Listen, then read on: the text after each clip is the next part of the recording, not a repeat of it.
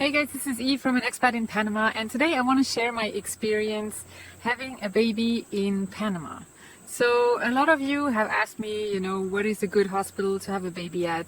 Are the doctors good? Can you get an epidural? Or, all sorts of questions that people are asking. And since now I went through the experience recently myself, I'm better equipped to answer those questions. I'm going to tell you a little bit about my experience. I had my baby at Hospital Chiriquí in David. Hospital Chiriquí is a private hospital, for those who don't know. It's very modern. It has, all the latest technology. So for people who are worried, and who want to avoid public hospitals that are a little bit older and, sometimes look very archaic, then Hospital Chiriquí is one of the better ones, along with my Luis, which is another one that is also private and also very modern. Like many other expats, I wanted to feel safe in the place that I was going to give birth, and Hospital Chiriquí seemed like a good fit because that's where my gynecologist is working at. She has a practice in David. Her name is Doctora Ruby Perez. Very, very good doctor. I would highly recommend her to anyone.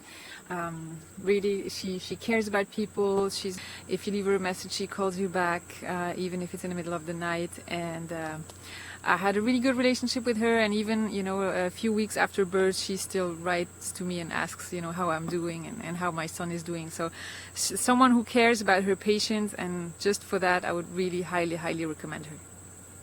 And then the other reason why I chose Hospital Chiriquí is because I wanted to get an epidural. Now, this is not available in public hospitals. I basically didn't have a choice. If I wanted to have it this way, then I had to pick a private hospital that was offering that. So Hospital Chiriquí was the obvious choice. Why did I not go to Panama City? Because I live in Bocas del Toro, and for me, David is just closer by. So since I had to go every month to my checkups, David was just the easier choice for me. Now, I realized that Hospital Chiriquí was actually not the best choice. The reason being that things kind of went wrong during my delivery. So I came into the hospital through the emergency room as I was having contractions. And right away they called my gynecologist. She came. When my gynecologist arrived, she checked me and she said, okay, time to go to the delivery room. They took me upstairs. The anesthesiologist was already there. And I had to wait for a 5-centimeter dilation to get the epidural, which, is it's a point where it pretty much gets pretty painful. So you want to get it as fast as possible when you're at that stage. I reached 5 centimeters and they were just not giving it to me, and I was asking, like, what the hell's going on? I'm in pain, like, make it stop. When am I getting this epidural? And the only answer I kept getting was soon, it's coming soon. And I was getting more and more desperate, and I was like, what the fuck is going on? But I didn't really know what was happening because no one was telling me anything. I just thought that I had to still wait for the dilation process to come along further. But then finally when the nurse arrived to give me the shot, they asked me to sit up.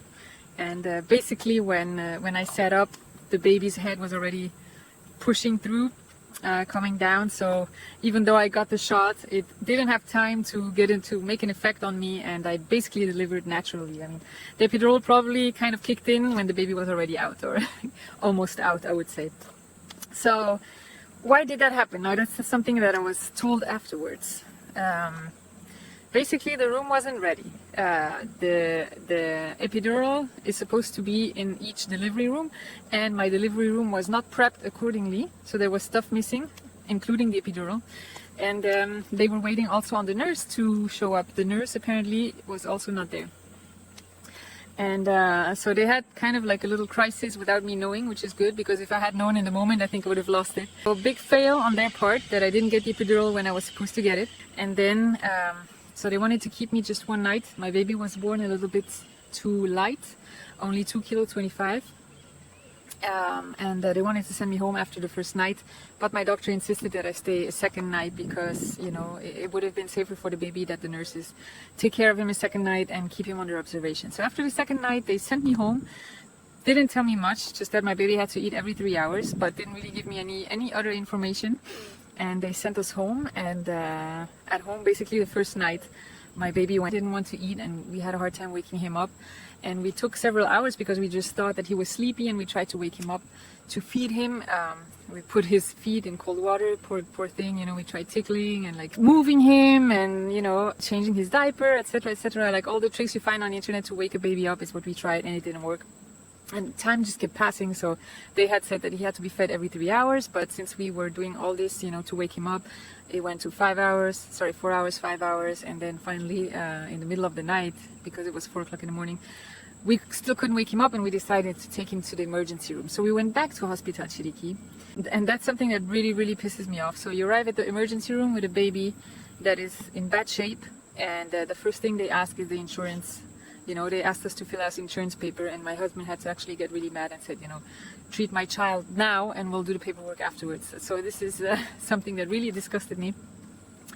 And anyway, so once they admitted him in the emergency room, they took his blood, and they realized that he had low blood sugar, obviously, because he wasn't eating. And then they were supposed to give him dextrose through IV.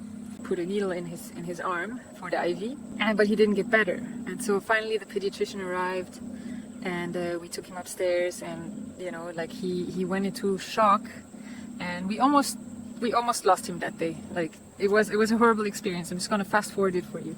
So what happened? The pediatrician explained to me later. They didn't give him the IV properly.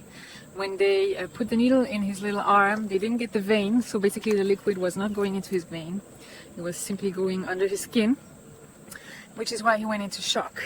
And if the pediatrician hadn't come and saved him, he would have died. So big mistake on Hospital Chiriquí's part. My pediatrician actually recommended me to take my son out of Hospital Chiriquí and put him in the public hospital Obaldía, because they have a real neonatal department there with nurses and doctors that are actually trained for newborns and for premature babies. And he told me, you know, he said Hospital Chiriquí is nice, and he has, you know, new and shiny equipment and everything, but they don't have the staff to treat newborns, and they don't, like, their staff is not trained to do newborns. And so he said, if I can give you advice, it would be take your kid out of here and put him into Obaldía. So we did that. I was a bit afraid because Obaldía is a public hospital, and I don't know, had this misconception about Panamanian public hospitals, that they're shitty and that the service is bad and that everything's bad.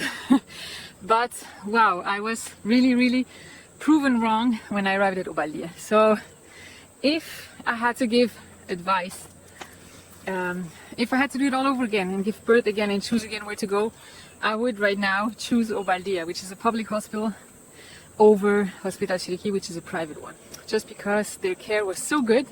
They were so professional, they were so helpful. Like, even though the building looked kind of old and it's not as shiny and pretty as Hospital Chiriquí, you can really trust me when I tell you that the staff is super qualified and you really feel like you're taken care of. It's not all about the money like in Hospital Chiriquí. And in Obaldía, it's the opposite. Like, they really care.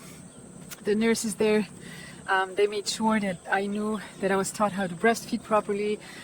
They showed me how, you know, how to put a baby correctly in the crib, to sleep, like everything. Really, I was amazed. I was really amazed by the service there, and also by the professionalism of every person that we met. Every nurse, every doctor, everyone was really top. And yeah, I was super impressed. I was super impressed. Yeah, if I had time and money, I would sue Hospital Chiriquí for what they did, but I don't. But at least I can warn other people. So if you have a regular birth without any complications, I guess it's fine. They're not bad. But if you need like help, like I did that night, then you're pretty much screwed. So I would definitely not use Hospital Chiriquí anymore, unless it's for adults, for myself. But if it's to give birth, choose Obaldía. I will put the information here below. My son is fine now. He's 2 months old. He stayed for a whole week at Obaldía. He had to be fed every 3 hours by, you know, specialized nurses. He had his IV for several days. They put him on antibiotics and made several tests to check that, you know, he had a little seizure because of low blood sugar, and they just wanted to make sure that everything was fine with him, which it is, thank God. Very happy. And once again, I think, you know, I really think that people at Obaldía are the ones who finally saved him. I think if I had to rely 100% on Hospital Chiriquí, my baby would not be with us today. So I wanted to share this with you. And if you have any questions, feel free to ask, and I'll put the information of both hospitals down below. And my gynecologist, once again, I highly recommend her if you need a gynecologist. She's the absolute best, and the pediatricians at Obaldía are also really good. Thank you for listening, and I hope to see you soon for the next one. Bye.